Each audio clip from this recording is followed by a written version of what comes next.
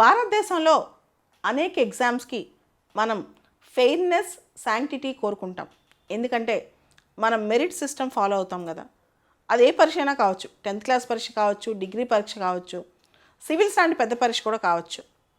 అయితే జనరల్గా పరీక్షకు సంబంధించి కొంత డ్రెస్ కోడ్ కూడా పాటిస్తాం. డ్రెస్ కోడ్ అంటే పరీక్షకు వెళ్ళేటప్పుడు మనం కాపీ కొట్టకుండా, పాత రోజుల్లో మనం ఏం చేసేవాళ్ళం, చాలా సందర్భాల్లో చిన్న చిన్న చిట్స్ అవన్నీ రాసుకుని స్టూడెంట్స్ వెళ్ళిపోయేవాళ్ళు అనమాట. దాంతో టీచర్లు జాగ్రత్తగా వాళ్ళని ఫ్రిస్క్ చేసేవాళ్ళు. అయితే ఇప్పుడు కొత్త పద్ధతులు వచ్చాయి, టెక్నాలజీ పెరిగిపోయింది, చిన్న చిన్న కెమెరాస్, బ్లూటూత్స్, ఇంకా రకరకాల డివైసెస్ వచ్చాయి. శరీరంలో వాళ్ళు ఎక్కడ దాచిపెట్టుకెళ్తారో కూడా అర్థం కాని డివైసెస్ వచ్చాయి.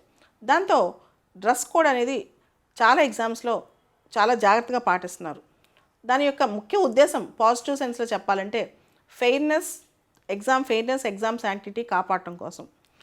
అదే టైంలో డ్రెస్ కోడ్ అనేది రిలీజియస్ సెంటిమెంట్స్ కానీ, జెండర్స్ సెన్సిటివిటీ కానీ, కల్చరల్ ఆస్పెక్ట్స్ కానీ ఇగ్నోర్ చేయదు జనరల్గా. సో ఎవరైనా సరే మనుషులే కాబట్టి చెక్ చేసేటప్పుడు కూడా ఎంతవరకు చెక్ చేయాలో చేస్తూ ఉంటారు. అయితే 2017లో నీట్ ఎగ్జామ్ని సిబిఎస్ఈ వాళ్ళు కండక్ట్ చేశారు. తమిళనాడులో మగపిల్లల్ని అండర్ గార్మెంట్స్ తీసేయమంటాం, ఆడపిల్లల్ని ఇన్నర్వేర్స్ తీసేయమంటాం, ఇట్లా చేశారు. అది పెద్ద కాంట్రవర్సీ అయింది.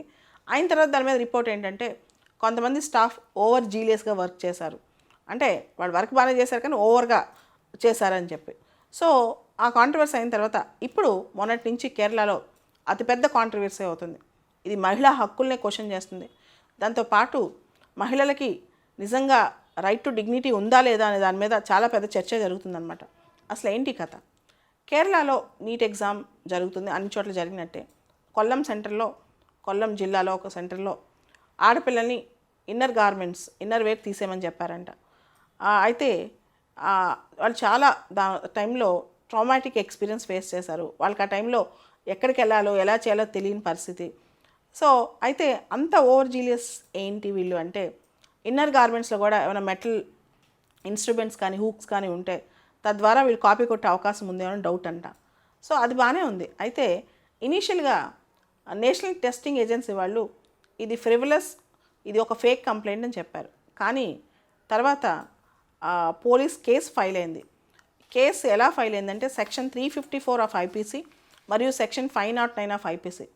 సెక్షన్ 354 కింద assault or criminal force to women with the intent to outrage her modesty, మహిళల పట్ల అసభ్యంగా ప్రవర్తించడం 354 అనమాట. అలానే 509 అంటే ఏదైనా అమ్మాయిల మోడెస్టీకి సంబంధించి మన మాటల ద్వారా కానీ, మన చేష్టల ద్వారా కానీ వాళ్ళని ఇబ్బంది పెడితే, అంటే వాళ్ళ పట్ల అసభ్యకరంగా ప్రవర్తిస్తే అది కూడా సెక్షన్ ఉందన్నమాట. సో దీంతో కేరళ పోలీసులు 5 అరెస్ట్ చేశారు. అక్కడ స్టాఫ్ని, తర్వాత ఎవరైతే వీళ్ళు అవుట్సోర్సింగ్కి ఇచ్చారో నేషనల్ టెస్టింగ్ ఏజెన్సీ వాళ్ళని అందరికీ అరెస్ట్ చేశారనమాట.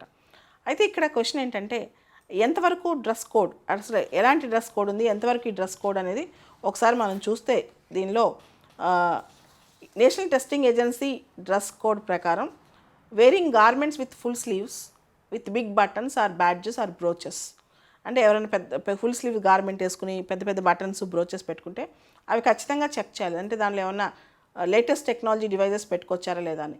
కానీ అదే టైంలో ఎగ్జామినేషన్ దగ్గర చెక్ చేసేవాళ్ళు gender, religious, cultural, regional sensitivities కూడా చూసుకోవాలన్నమాట.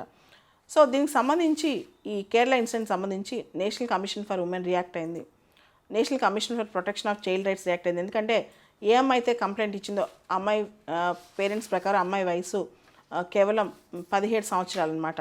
దాంతోపాటు Kerala state education minister react అయ్యారు. ఇది చాలా ఇబ్బందికరమైన పరిస్థితి అని కూడా కేరళ స్టేట్ ఎడ్యుకేషన్ మినిస్టర్ చెప్పడం జరిగింది. దాంతోపాటు సెంట్రల్ ఎడ్యుకేషన్ మినిస్టర్ కూడా కేరళ వాళ్ళు లెటర్ రాశారు. సో ఫైనల్గా నేషనల్ టెస్టింగ్ ఏజెన్సీ వాళ్ళు ఒక ప్యానెల్ని అపాయింట్ చేశారు దీని మీద ఇన్వెస్టిగేట్ చేయడానికి, ఇంత ఇన్సెన్సిటివ్గా ఉన్నారా, ఇది కరెక్టేనా అని చెప్పి. సో కేరళ ఎడ్యుకేషన్ మినిస్టర్ ప్రకారం ఈ ఇన్సిడెంట్ కేరళకే కాదు తనకు కూడా పెద్ద షాక్ గురి చేసిందని చెప్పడం జరిగింది. అదేవిధంగా కేరళ ఉమెన్ కమిషన్ ఇది మహిళలకి ఒక పెద్ద ఇన్సల్ట్ అని చెప్పడం జరిగింది. సో ఇక్కడ ఎవరైతే 5 అరెస్ట్ చేశారో దానిలో 2 ప్రైవేట్ ఎడ్యుకేషన్ అన్నారు వీళ్ళు అవుట్సోర్సింగ్ ద్వారా వచ్చిన వాళ్ళు, 3 నేషనల్ టెస్టింగ్ ఏజెన్సీ హైర్ చేసుకున్న వాళ్ళు. సో వీళ్ళందరినీ ఇప్పుడు చాలా సీరియస్గా ఇన్వెస్టిగేట్ చేయడం జరుగుతుందన్నమాట. ఓవరాల్గా అయితే ఎగ్జామినేషన్ టైంలో ఫ్రిస్కింగ్ చేయడం అవసరమే. ఎగ్జామినేషన్ టైంలో ఎగ్జామ్ శాంక్టిటీ కాపాడటం అవసరమే. అట్ ద సేమ్ టైం మహిళలు కానీ పిల్లలు ఉన్నప్పుడు కానీ వాళ్ళ ఎమోషన్స్, వాళ్ళ సెంటిమెంట్స్, వాళ్ళ యొక్క డిగ్నిటీ, వాళ్ళు ఇవన్నీ కూడా మనం ఒకసారి ఆలోచించాలి. రూల్స్ ఉంటాయి. ఇది మనకి ఎథికల్ క్వశ్చన్ కూడా. ఎగ్జాక్ట్గా రూల్ ఉంది, నువ్వు డ్రెస్ ప్రాపర్గా చెక్ చేసి లోపలికి పంపించాలి. అట్ ద సేమ్ టైం ఒక ఎథికల్ డైలమా అంటే ఎంతవరకు చెక్ చేయాలి. ఎథిక్స్లో క్వశ్చన్ వచ్చింది, నీకు ఒక రూల్ వచ్చింది, ప్రతి ఒక్క వ్యక్తిని చెక్ చేసి పంపించాలి, నువ్వు ఎగ్జామినేషన్ కండక్ట్ చేస్తున్నావు. కానీ ఆ వ్యక్తి లోపల ఏం వేసుకున్నాడు అనేది లేడీస్ అయినా ఓపెన్ చేయించి బయటికి వాళ్ళని హరాస్ చేసి పంపించాలా, ఎక్కడ అంటే నీ డ్యూటీ ఎక్కడ వరకు ఎండ్ అవుతుందన్నమాట. సో ఇక్కడే మనకి అరిస్టాటిల్స్ గోల్డెన్ మీన్ అని ఉంటుంది అనమాట.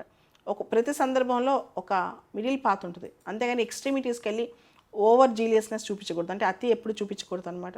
అలాంటప్పుడు ఇలానే జరుగుతుంది.